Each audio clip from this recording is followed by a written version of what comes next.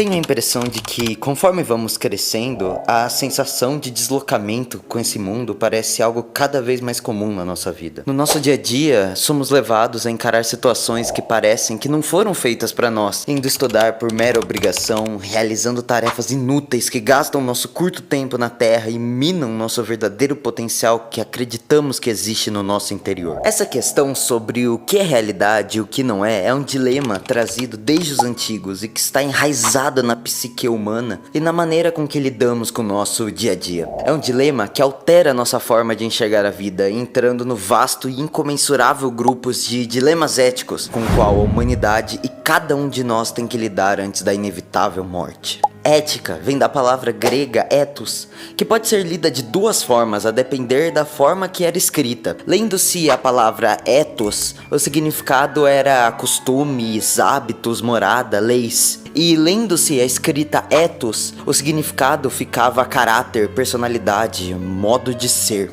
Cícero, ao traduzir a palavra e nos dar a nossa raiz do português, escreveu a tradução como mos, mores, juntando o duplo significado da palavra grega das duas escritas em uma só palavra, uma palavra que chegou para nós do latim como moral. Hoje, essa dualidade da palavra é abarcada por dois conceitos: ética, que diz respeito à ordem pública e traz mais o que os gregos entendiam da escrita de ethos, e moral, que diz respeito à ordem privada e traz mais a leitura a ethos. Ética é o nome dado também ao estudo científico da moral. Há diversas éticas, a cristã, a de Kant, a aristotélica, e cada uma dessas éticas está presente na nossa vida, em maior ou menor grau, dependendo da situação. Ética pode ser interpretada também como a pergunta de por que a vida vale a pena ser vivida? Que vida é boa o suficiente para eu estar aqui? Sintetizando, é a pergunta: o que devo fazer? Como viver? Essa interpretação demanda uma praxis. Praxis é unir agente, ação e finalidade. Praxis é vista como uma atividade reflexiva e transformadora, em oposição a uma prática meramente técnica ou rotineira. A maneira como cada um de nós enxerga a realidade será a nossa motivação para chegarmos em determinada situação e dizermos: farei isto. Na contemporaneidade, somos influenciados por uma cultura materialista e cientificista que preza pelo que é tangível, material e passageiro como realidade. A realidade é tudo o que possamos medir, e o que está fora disto é descartado, nem que seja para facilitar a nossa compreensão de mundo. Esta é a ética presente na nossa sociedade, mas a sociedade grega e egípcia, por exemplo, teriam uma outra opinião sobre o assunto. Para os gregos e egípcios, a realidade era medida não pelo material e passageiro, mas pelo eterno e imaterial.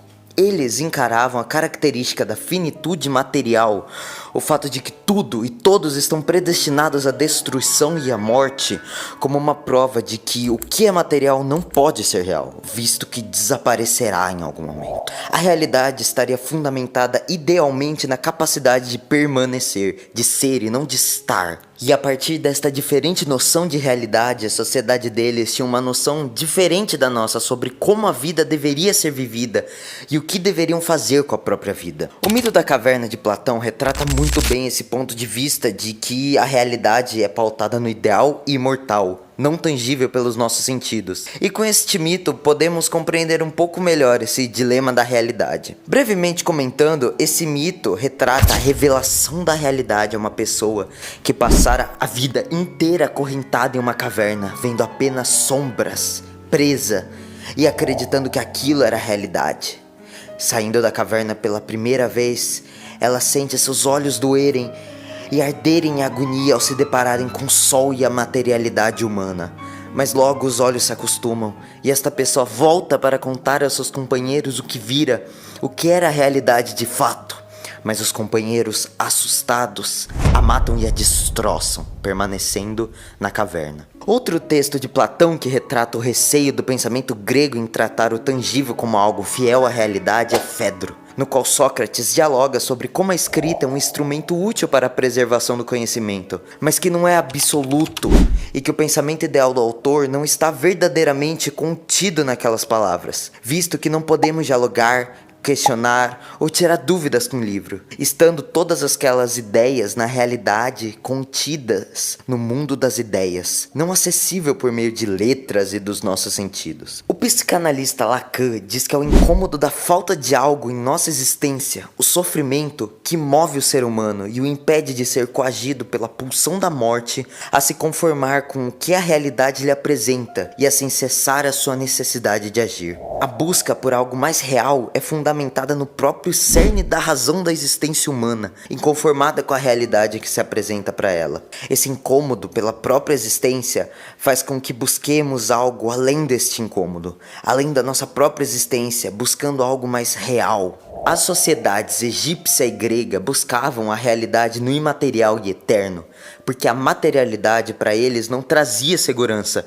A medicina não era tão avançada, o corpo não durava tanto e a comida não era tão abundante. Os trovões ainda causavam medo e os animais da terra ainda eram uma ameaça. A angústia de se viver em um mundo material repleto de ameaças para eles, extraordinárias e sem explicação, os fizeram se inclinar a questionar este mundo material e buscar por algo que se contrapusesse a ele, o mundo imaterial e eterno. Já a sociedade contemporânea busca a realidade no material e finito, porque é nossa alma que nos aflige. Nunca em toda a história o ser humano padeceu tanto de ansiedade e depressão e da agonia em estar privado de suas próprias raízes e comunidade. Nas escolas nos ensinam apenas aspectos materiais do mundo, nos trazendo segurança, mas a importância de uma jornada em busca da autorrealização é deixada de lado. Não precisamos trilhar um caminho próprio que respeite nossos ideais e nossa convicção, contanto que façamos a roda do capitalismo girar e possamos ter uma comida na mesa ao fim do dia. A falta de autoconhecimento e de conexão com nossas raízes torna o nosso mundo imaterial angustiante. E por isso nos inclinamos para edificar nossa segurança em algo que se contrapõe a ele. O mundo material finito e medível. Muito mais seguro, pois nos livra do incômodo da incerteza que é a nossa própria existência. E esta postura ética não está errada. É uma tendência da sociedade e cultura atual. E como estamos inseridos nela, nos inclinamos para isto também. Essa tendência cultural de fuga do sofrimento da realidade, seja por qual caminho que seja, surge porque nossa vida é preenchida de sofrimentos particulares, reprimidos no inconsciente da nossa psique. Inconsciente é um conceito hipotético, central das chamadas psicologias dinâmicas, como a psicanálise e a psicologia analítica. E apesar de certas divergências quanto à real natureza desse inconsciente, podemos resumir ele mais ou menos como: o inconsciente é tudo o que não é consciente. Não temos acesso a nada que se encontra nele. Esse é o básico. Lembranças, sentimentos, desejos, nada disso temos acesso. Freud, no início do século XX, cunhou um conceito chamado recalque. Um mecanismo de defesa na nossa mente feito para conter conteúdos traumáticos e desejos, jogando-os no nosso inconsciente e nos impedindo de ter acesso. Mas esses traumas e desejos precisam ser aliviados de alguma forma, pois mesmo inconscientes, eles continuam existindo e nos causando sofrimento. Freud, no livro A Interpretação dos Sonhos, diz que para aliviar esse sofrimento, há lacunas no recalque, em que esses traumas e desejos chegam à nossa consciência de forma mais moderada, para não passarmos do ponto em que seríamos rejeitados pela nossa própria cultura. São desejos fortes, desejos animais, são traumas fortes que dificilmente conseguiríamos lidar. Parte de você são esses traumas e desejos do inconsciente que aparecem para ti de forma mais moderada. Um desejo de comer sorvete repentino, seu gosto peculiar de músicas, aquela sensação luminosa que sentimos ao ver nossa série favorita, um vício em algo específico.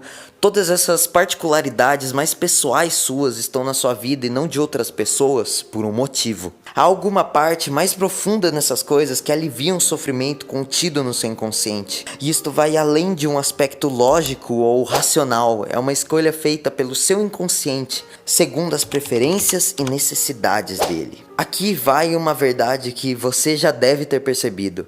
Não é exatamente você que escolhe o que gosta ou como enxerga o mundo. Tudo depende de como seu corpo e mente reagem a determinado conteúdo ou acontecimento, te afastando ou te aproximando dele afetivamente. Só podemos entrar em contato com a realidade, seja ela imaterial ou material, através da nossa mente. E ela tem algumas preferências acerca de como enxergar essa realidade, buscando aliviar nosso sofrimento que precisa ser descarregado. Então é inútil tentar se atentar sempre ao que é a realidade de verdade e sempre a fatos concretos. Sua constituição humana não funciona desse jeito, e sua mente que dará o limite do que você pode suportar e enxergar da realidade, e não podendo suportar algum aspecto, o que você usará de substituto. Resta a você, então, não se julgar por esta constituição pessoal sua. Toda a sua maneira de enxergar a vida vem da sua história pessoal e da história da humanidade como um todo. Cada um alcança a verdade que pode suportar, disse certa vez Lacan, um renomado psicanalista após Freud. A realidade concreta é tão ameaçadora e cheia de sofrimento para nós que nossa mente nos barra de compreendê-la. Então, não se force a isto. Fuja dela através dos seus hobbies, das suas amizades, das suas músicas, comidas preferidas ou fetiches estranhos. Tudo isso é seu cérebro moderando o peso do mundo que está em seus ombros, do jeito que ele consegue. Então valorize esses seus aspectos tão pessoais seus, pelo bem da sua saúde mental, e acredite que nos outros acontece da mesma forma. Viver sua vida sem julgamentos muito duros sobre si e sobre os outros é benéfico. Pode acreditar em mim.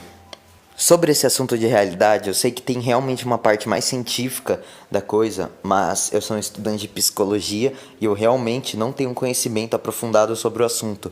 Mas eu vou deixar um vídeo recomendado sobre as teorias das cordas, que traz uma outra visão de outro ângulo de como nossa realidade pode ser diferente daquela que realmente é absoluta. Obrigado por assistir e até a próxima.